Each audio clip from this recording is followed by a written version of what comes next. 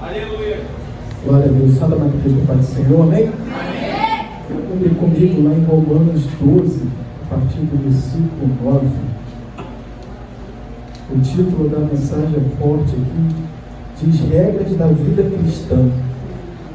Você tem cumprido as regras estabelecidas para uma vida cristã?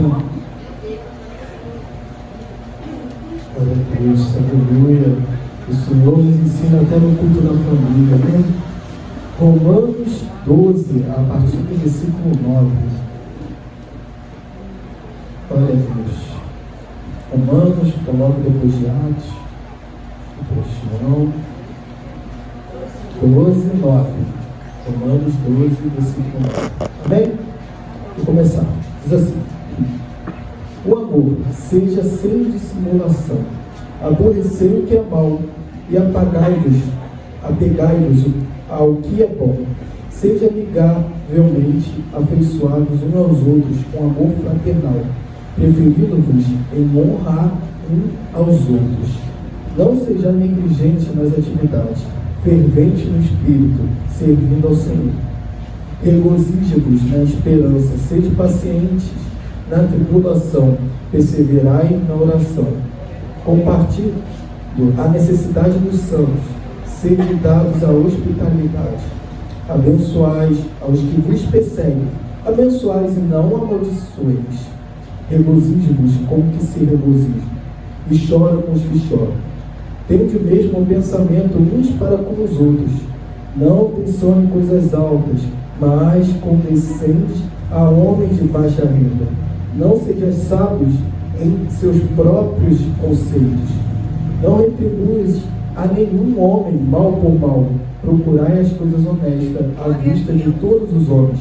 Se for possível, no que depender de vós, vivei em paz com todos os homens. Amados, não vos vingueis a vós mesmos, mas dei lugar à ira, porque está escrito: a vingança é minha, e eu recompensarei, diz o Senhor. Portanto, se teu inimigo tiver fome, alimentai-o. Se ele tiver sede, dá-lhe de beber, porque fazendo isso, amontoarás brasas de fogo sobre a sua cabeça. Não sejam vencidos pelo mal, mas vença o mal com o bem. Glória a Deus, aleluia. Todos os irmãos podem se assentar. Essa passagem é muito forte, porque ela confronta o atual cristianismo, atualmente do cristão de hoje. Muitos cristãos, eles usam o argumento de que se alguém está me perseguindo, eu devorar para Deus fazer ele descer a sepultura, devorar para ele morrer. Mas não é bem assim. Eu me lembro de Davi, que era perseguido por Saul e dizia: ai de mim se tocar no ungido do Senhor. O pensamento do cristão hoje, do perseguidor, aquele que me persegue, eu vou virar as costas a partir daquele momento. Mas não. O Senhor me ensina aqui que até se meu perseguidor estiver passando fome, eu tenho que ajudar. É interessante, porque se a gente pensar, eu vou alimentar aquele que me persegue, é isso mesmo. O maior exemplo que a gente pode ter é de Jesus na cruz, porque enquanto perseguiam ele, enquanto chicoteavam ele falava: perdoe, Pai, porque não sabe o que está fazendo. E se a gente for pelo conceito da palavra cristão, seria aquele imitador de Cristo. E você tem imitado Jesus Cristo? É muito difícil você ser perseguido, você ver alguém sendo perseguido e você não guardar raiva de alguém, você ter o teu coração limpo. E pelo contrário, você pedir a Deus ainda orar pela aqueles que te perseguem, como Jesus falou. Porque uma passagem muito interessante de Jesus está lá em Mateus, a partir do capítulo 5, ele fala das bem-aventuranças no Sermão do Monte. E ele fala assim, o seguinte: antes a lei servia, era o seguinte: se você matasse alguém, você era condenado. Mas Jesus veio para confrontar. Ele falou: tem um momento que eu tenho raiva do meu irmão dentro do meu coração, eu já estou matando ele e eu vou sofrer as consequências disso. É interessante que Jesus, ele não veio, os outros falam assim: ah, no tempo da lei era mais difícil. Não, meu irmão. O tempo da graça é mais difícil, porque você cumprir ao pé da letra tudo aquilo que Jesus ensinou é muito mais difícil. Uma vez também nesse sermão, Jesus fala: antes era errado, era pecado você adulterar. Mas só o fato de você pensar em adulterar, você já está adulterando perante o ensinamento de Jesus. O pensamento Jesus vê. Jesus conhece o que há dentro do nosso coração. E é interessante isso de pagar o mal por bem. Vocês têm pagado o mal por bem nessa noite? Toda vez que toca esse louvor, família aqui na igreja me lembra da minha avó.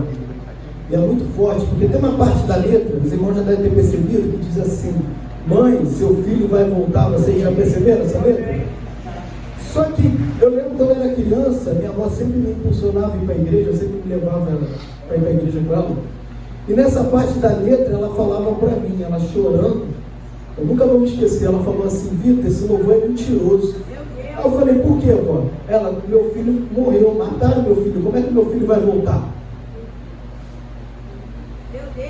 E o que é mais interessante que eu aprendi com a minha avó é não ter raiva daquele que fez o mal para o meu tio. Ela nunca procurou se vingar daquele que fez mal para o meu tio. Ela não correu atrás de saber quem foi aquele que fez mal para o meu tio. Até porque desde o momento que ela descobrisse quem matou ele, ela teria raiva daquela pessoa. E ela preferiu omitir aquilo, como se não acontecesse nada. Até porque Deus deu uma visão para o meu tio, no momento de morte ele estaria aceitando Jesus. E a Bíblia diz que aquele que se arrepende no leito de morte, esse tem salvação. É só lembrar do bandido na cruz. E quando a gente pensa no bandido na cruz, também vem uma coisa muito interessante. Eu não sei se os irmãos já perceberam, mas a pior coisa que tem é você almoçar com a televisão ligada e nesses canais que ficam dando sensacionalismo de coisas, de roubo, de assassinato. Porque você está ali almoçando no seu momento ali, que era de estar de comunhão com Jesus, né? Às vezes você só tem aquele momento na hora do almoço de ler a Bíblia ou de orar. Em vez de você estar lendo a Bíblia, estar orando, você está vendo lá: fulano assassina alguém, fulano rouba alguém, fulano mata alguém. O que vai gerar no teu coração? Amor ou ódio? É interessante que no olhar daqueles homens, aquele bandido na cruz, para muitos aquilo ali era condenação. Aquele homem ali está pagando pelo que fez. As pessoas iam ver. Para vocês terem ideia, não é de um passado muito atrás, não. Se vocês observarem, quando tinha assassinato na cadeira elétrica, as pessoas iam lá ver alguém, bandido, ser assassinado, porque eles achavam que aquilo era uma forma de limpar a honra deles. Mas no momento tinha um homem santo ali, que não fez nada, estava pagando pelo erro de todos nós. Um dia fizemos algo. E tinha um bandido na cruz. E aquele bandido, a gente não sabe o crime que ele cometeu, quem sabe? Só sei de uma coisa, pelo que eu pesquisei uma vez, você ser morto na cruz era a maior desonra que você poderia ter. Existiam vários tipos de tortura e morte, mas a morte de cruz era a pior delas. Era destinada só para as piores pessoas. Tipo os romanos, aquelas piores pessoas eram aquelas que queriam fazer uma revolução em Israel. Eram os famosos presos políticos. E aqueles passavam pelaquela morte de cruz.